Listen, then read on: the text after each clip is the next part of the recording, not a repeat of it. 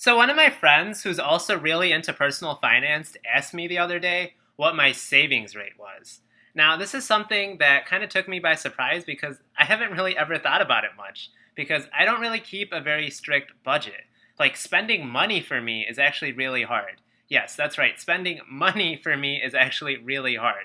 Some people struggle to save money, but for me, I struggle to spend money. I've always been a miser growing up, and living a minimalist lifestyle as an adult has been pretty easy and it's come pretty natural to me.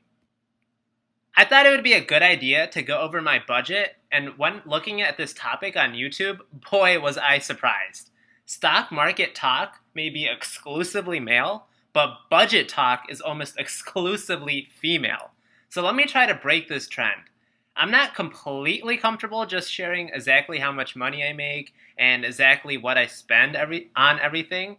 So what I did was I made my actual budget with real numbers, and then I took the percentage allocated to each expense compared to how much the average accountant with my years of experience living where I live, and I got these numbers based off of Glassdoor. Now, Glassdoor is a helpful site that allows people to leave anonymous reviews of employers as well as their salaries, which is then used to get an average. With either scenario, we still get to the same savings rate percentage. According to Glassdoor, I'll be making about $3,300 a month post-tax. That's a pretty solid amount of earnings. But money is always relative, right? Like, I remember when I was in high school, slaving away, making minimum wage at a job that I didn't really like. I remember it took me months just to save $1,000. Now I make that in a matter of just days. And then there's some people in our YouTube community that make close to $1,000 a day. Rather than compare ourselves to others, let's just try to be the best possible version of ourselves.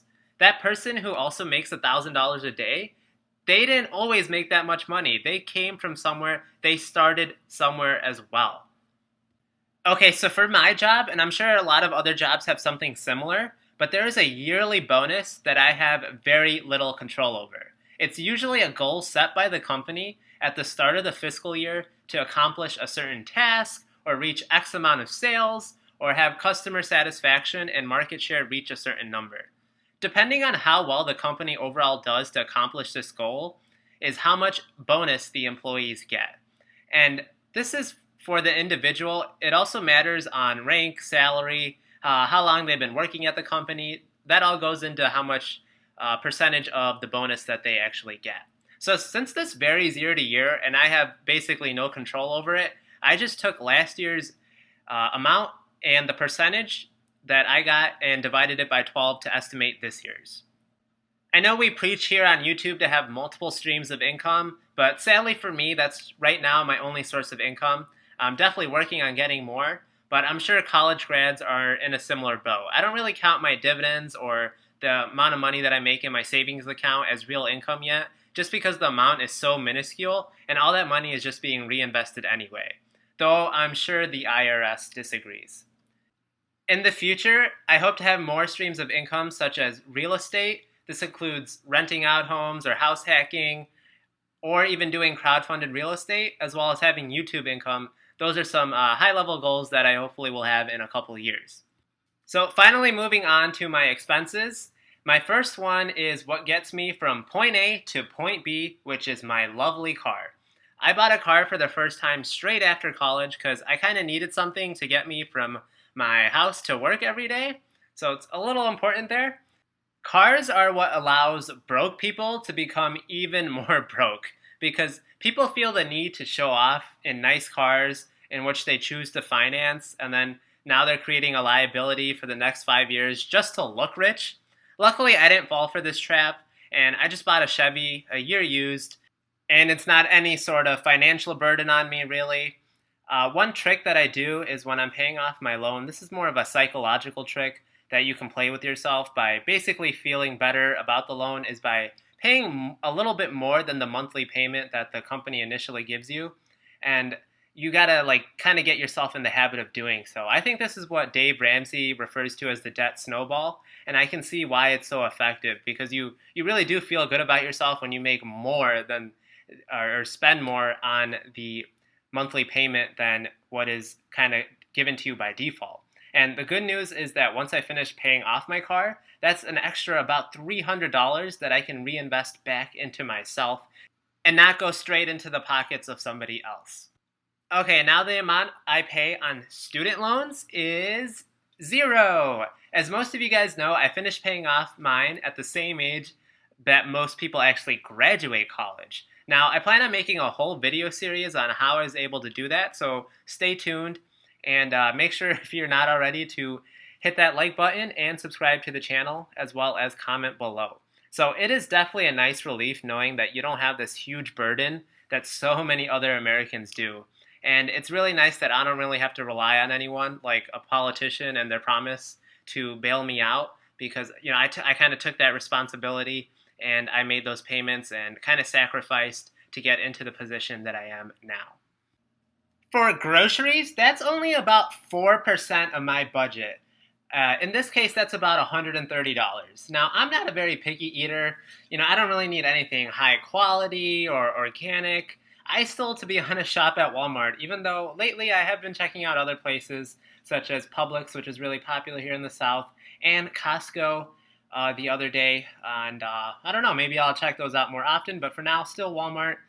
Very cheap prices. The food isn't, of course, always the greatest quality, but it's just enough for me. And right now, it's just me. Obviously, if you have, family members, a wife, kids, husband, your costs are obviously going to be a lot higher. So right now, I'm only responsible just for my own mouth. So I can definitely understand, though, how others might have a lot higher number for their groceries. Now, that lovely car of mine, unfortunately, it doesn't run on batteries. It's not a Tesla, so I do need to fill it up with gas about 2 times a month. Luckily, right now, I'm living in the South where gas is much cheaper than other areas, and it only costs me about 2% of my income. Of course, this one could always vary based on how much I drive. Maybe I'm going on a road trip. Obviously, that's going to require more gas, but and right now, this is about what I usually spend on average. And then up in the north, there's a lot of tolls. I can't say the same about here in the south, so I'm definitely saving money on not paying those pesky little tolls.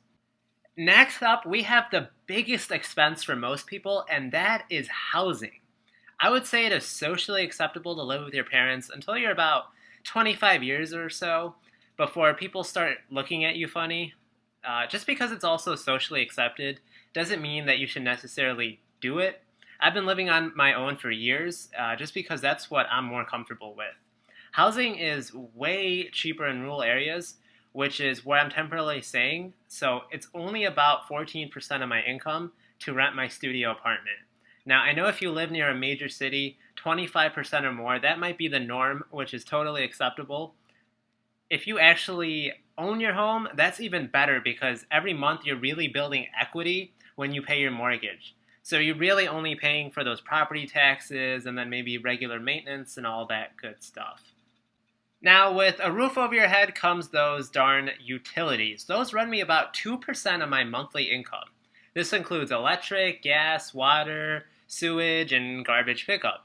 I'm really hoping they're using waste management for that, of course. I'd say I'm pretty good at leaving the AC off, unless it's like scorching hot, but the heat in the winter, I gotta turn it up. Also, to save on water, I usually skip on showers a couple times a week. Okay, I'm just kidding, I don't do that. Like, I'm cheap, but not that cheap.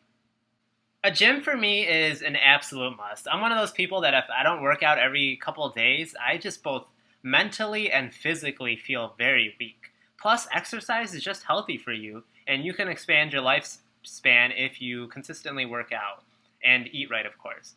Also, you could cut down on healthcare costs in the future if you take the time to take care of yourself now rather than in always just having to worry about it in the future. I also don't need anything super fancy. I know people who spend hundreds of dollars on these fancy gyms that might have like the top tier equipment and saunas and swimming pools and personal trainers. I don't need any of that. I just need a few weights and a treadmill and I'm good. I'm getting those gains. Here's where the fun really begins, and that's in my recreation/miscellaneous budget at a whole 5%. This includes stuff like going to the movies, going out to a bar with friends, going on dates. Just kidding, those never happen. Or anything miscellaneous like car repairs, buying new clothes, or those occasional impulse buys on Amazon that you later question why you ever bought it. I have a whole section dedicated to eating out because this is what is really killing millennials in their budgets, and they don't even realize it half the time. I don't drink coffee and I don't drink soda. I love my H2O. I just think people should avoid things that they can be addicted to, and yes, people can certainly be addicted to soda and coffee. Just because it's socially acceptable to drink coffee every day doesn't necessarily mean that you should do it. I also like to go on local cheap restaurants in the area. These typically, I've noticed, have better food, and then they also have cheaper prices than the more established fine dining places, where you might get a sliver of chicken for like $30. I also prefer eating food I made at home rather than grabbing fast food all the time, like a lot of millennials.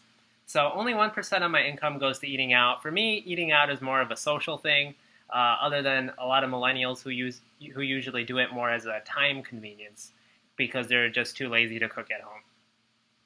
Now, I'm still young enough to be under my parents' insurance plan, but I understand not everyone is as fortunate to be able to do this or above the age of 26. So while I may be saving money there, I do make up for it in a kind of a way because I do pay for my parents' phone bill, which is about 2.5% of my income. And I'm also paying off my new iPhone on a 0% interest. So that should be over in the next couple months. And no, I do not plan on buying the new iPhone. I basically had to buy a new phone little over a year ago now because my Android, which was a touchscreen phone, it no longer recognized touchscreen movements. So that's kind of a problem when you have a phone. And yes, that really did happen. As a younger driver who also drives a relatively newer car, I pay somewhere around $88 or roughly 3% of my income on car insurance. I think that's pretty standard, but that may go down as both me and the car age. Wow, does that sound really sad? Then is the biggest expense of them all, credit cards. Just kidding, I've never once had a credit card balance. Knock on wood. This is one that I'm not as sympathetic about. I feel like everyone knows you have to repay a credit card balance. I don't get how people get trapped into paying these crazy interest rates, unless it really was like a medical emergency. But thankfully, I've never had a credit card balance and don't ever plan on doing so. So that gives us a total expense of $1,387.58, as well as a monthly savings of $2,142.59. So that gives us a savings rate of just under 61%. A lot of the numbers that I gave for recreation are a little inflated. I typically don't spend that much, so the savings rate is probably some months higher, some months it could be lower. In all likelihood, it's probably somewhere in the 60 to 70% range. That's not too bad. I know people in FIRE movement try to aim for 50, 60, 70% of their income being saved, so that way they can retire early in life. So I'm glad I did this little experiment because I now know, I have a better idea of how long it'll take me to achieve FIRE. It's going to take a little over a decade and a half actually, before I could even consider retiring. So I'm glad I got this in the back of my mind. It's going to motivate me to work harder every single day, save even more, because I eventually want to be financially independent and being able to retire early. So that's how I'm able to save so much cash.